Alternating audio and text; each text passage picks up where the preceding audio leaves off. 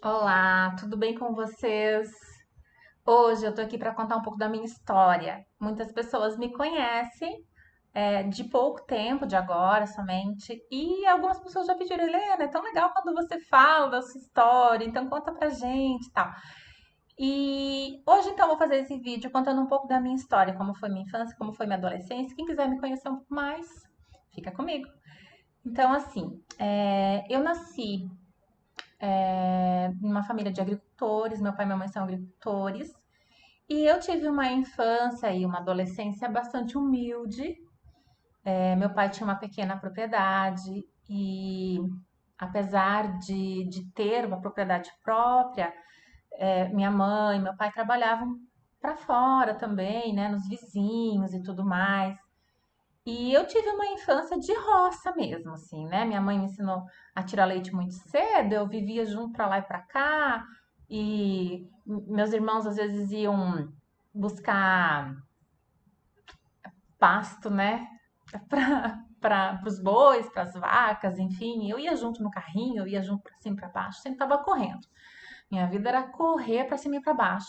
E a gente, assim, brincava, sumia, né? Na infância, no sítio, no interior, era desse jeito. As crianças sumiam. Eu lembro que o que eu mais gostava de fazer era de pegar um facão e ir perto da minha casa tinha um matinho, então a gente vivia por lá, procurando tesouro. Não ia sozinha, né? Mas se eu tivesse alguém que fosse junto, eu tava lá no meio do mato procurando alguma coisa. E a gente brincava muito, né? Brincava muito. Meus pais não me obrigavam a ir na roça, essas coisas assim. Eu ia quando eu queria, né? Eu ia quando eu queria. Mas em casa, desde muito cedo, eu ajudava a minha mãe, né? Ajudava a lavar louça, ajudava a lavar roupa, e tirar leite, que eu queria aprender. Então ela me ensinou, né? Mas daí logo eu já não gostei mais e não queria mais, que doía a mão, né? Então, assim, era uma infância de sítio mesmo, humilde. Eu ganhava muitas roupas, as roupas que eu tinha eu ganhava, eram roupas que eu, assim, ganhava das minhas primas, né? E às vezes a minha mãe comprava um tecido, alguma coisa, costurava alguma coisa, ou mandava costurar para ficar um pouquinho melhor, né? Mas comprar roupa em loja, assim, era muito raro, eu mesmo não me lembro. E até calçado fechado, assim, era um só, se tivesse, né? Às vezes nem tinha.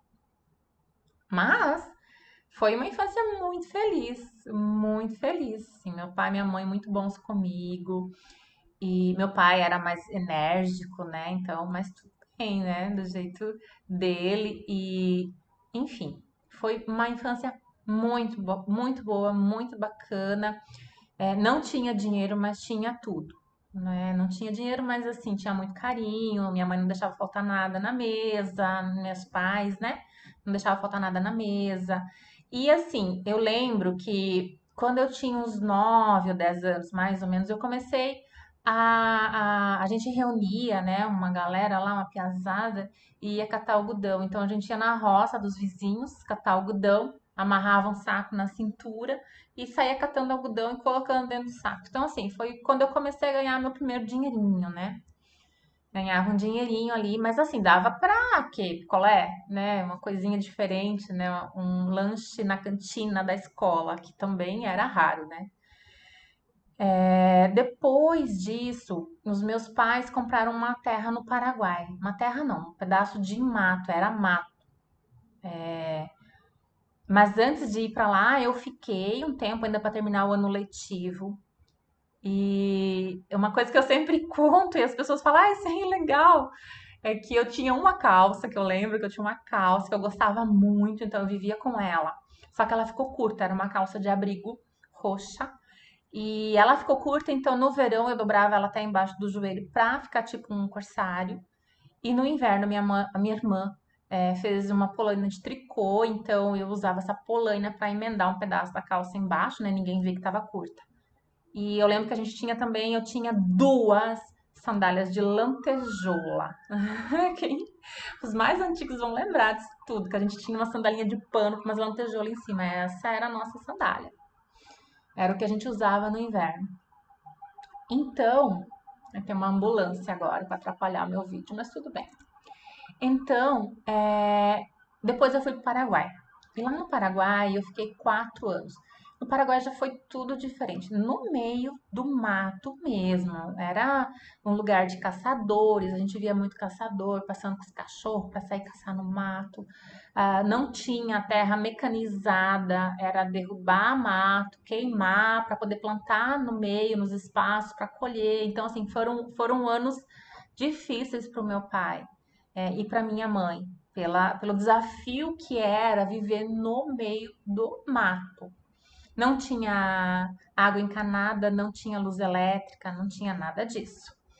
Então, para lavar roupa, puxava água do poço, para tomar banho também, esquentava na chaleira, colocava naqueles chuveiros de que era um balde, aí você puxava com uma corda e enfim, né? Aqueles lá, a casa de madeira, toda de madeira, não tinha forro, não tinha, tinha assoalho, a minha casa ainda tinha, mas eu tinha muitas amigas que nem assoalho não tinha, né? E eu vivia na casa delas, adorava ficar lá. Adorava ficar, dormia lá, né? A gente ia dormir uma na casa da outra, colchão de palha. E, enfim, lá no Paraguai também foi muito legal. Assim, eu não tenho. A minha infância e a minha adolescência foi muito legal. Eu acho assim, é uma história incrível. Eu tive dias muito felizes lá. Não, assim, a gente era criança, né? Então tudo era diversão, tudo era divertido. Então aquilo lá não foi nada, né? Tranquilo. Tirava de letra. E depois disso, eu fiquei lá 4 anos. E daí eu comecei a sapatear porque eu queria voltar. Eu queria voltar para o Brasil, queria estudar, não queria mais ficar lá. E era uma coisa assim que, para mim, não tinha mais nada lá, não tinha nada a fazer. As minhas amigas, com 14, 15 anos, estavam todas casando, porque lá passava de 17, 18 anos, então assim já era encalhado. Aí as minhas amigas todas casando e eu não queria mais ficar lá. Eu falei, não, eu quero ir embora, eu quero voltar, vou estudar, não quero mais ficar aqui. Então eu comecei a incomodar, né? Quero voltar, quero voltar, quero voltar. E minha irmã morava aqui no Brasil, casada, né? Ela é mais velha da casa. E a minha mãe acabou, conversou com a minha irmã e eu fui morar na casa dela, né? Da casa dela, com o marido dela. Claro que a situação deles também não era uma situação tranquila, então assim, eu tinha que ajudar em casa, ajudava a fazer as coisas, os afazeres domésticos da casa. A minha irmã trabalhava fora, todo mundo trabalhava fora, ficava eu e meu sobrinho, então eu cuidava de toda da casa. E os meus pais, claro, também não tinham assim como me mandar dinheiro, né? Então, eu voltei a estudar, mas eu comecei a limpar a casa. Eu cuidava da casa da minha irmã, mas à tarde eu ia para algumas casas assim para limpar, porque eu dava conta ainda de cuidar da casa da minha irmã e ainda limpava casa para fora. E comecei a ganhar um dinheirinho. Aí depois disso, eu fui trabalhar de empregada doméstica numa casa aonde eu podia morar e estudar à noite. Aí também continuei estudando, aí eu já ganhava, recebia um pouco mais, né? E morava na casa, então aquele dinheiro sobrava para mim e as coisas começaram a mudar. Eu conheci nesse tempo muitas pessoas e muitas pessoas sempre me ajudaram, sempre tive muitas pessoas do meu lado, assim, contribuindo na minha vida. E depois eu já consegui um trabalho no comércio, isso eu tinha 17 para 18 anos, eu consegui o meu primeiro emprego, meu primeiro trabalho no comércio. Aí eu fui morar numa pensão, uma casa de família. Morei lá 2 anos, né? E depois eu fui morar sozinha, mudei de trabalho também. E foi, né? Comecei a trabalhar em outros lugares e lugares muito bons. E fui morar sozinha e segui minha vida. Com 18 anos eu conheci o meu primeiro marido, com 22 anos eu fui mãe e com 24 anos eu me separei. E daí eu comecei a faculdade, né? Entrei para faculdade, fiz a faculdade da administração e fui seguindo, né? Disso tudo, o que eu posso dizer? Que teve assim, nesse tempo, nesse período depois, antes de eu entrar, ser facilitadora de Axis e tudo, eu estudava muito para concurso, mas até então eu não tinha passado em nenhum. Eu fui para Espanha, fiquei um ano na Espanha, trabalhei como garçonete, né? Servia mesas num restaurante de comida brasileira, vinha muitos brasileiros lá almoçar, fiquei um ano na Espanha, voltei, e quando eu voltei eu passei no meu primeiro concurso. Aí sim, né? Eu já estava começando a ficar bom, né? Aí passei nesse concurso, comecei a trabalhar, fiquei alguns anos lá e passei em outros também. E quando eu passei no concurso na minha cidade, porque esse primeiro concurso que eu passei foi numa cidade vizinha, né? E quando eu passei na minha cidade, Natal, eu acabei voltando para minha cidade natal, fiquei lá, né? E depois disso, teve alguns acontecimentos na minha vida, né? O falecimento da minha mãe, ela ficou muito doente, faleceu, enfim. E eu sempre digo, né, que foi uma das coisas que me levou, me trouxe até aqui. Por quê? A partir disso, algumas pessoas sempre vinham e falavam assim: ah, vamos conhecer as constelações, vamos conhecer as constelações. E como eu tinha muito, assim, não me, né, um vazio muito grande, fiquei muito triste com a morte da minha mãe e tudo mais. E as pessoas diziam que isso ia ajudar, né, ia me ajudar. Então eu fui conhecer, me encantei, né, pelas constelações familiares. E fui assistir, até que eu fiz a minha primeira e uau, né, as coisas começaram a mudar. E foi assim que eu comecei. Aí eu fiz a minha primeira formação, foi em constelação familiar. Nesse meio tempo já muita coisa começou a mudar. Conheci meu marido atual e durante esse tempo que a gente estava junto, ele foi convidado para Florianópolis, para morar em Florianópolis. Eu sou do Paraná. E eu estava fazendo curso de constelação e trabalhava na prefeitura. Então, assim, nesse ano, antes de eu ir para Florianópolis, muita coisa aconteceu. Uma das coisas foi que as pessoas começaram a me incentivar a trabalhar com isso, porque diziam que eu levava jeito, trabalhar com as constelações, né? Os próprios colegas do curso e tudo mais. E eu não me sentia pronta, não me sentia preparada, então eu fui fazer o curso de Reiki para começar a atender com Reiki e começar a trabalhar mais esse meu lado mais da intuição, né? De abrir o terceiro olho, de ter mais percepção e tudo mais, que é necessário, eu vejo como fundamental para trabalhar nisso, trabalhar com constelações. Pelo menos era o meu ponto de vista, né? Aí eu fui, fiz o curso de Reiki. Quando eu fiz o curso de Reiki, eu já comecei, as pessoas começaram a pedir para atender.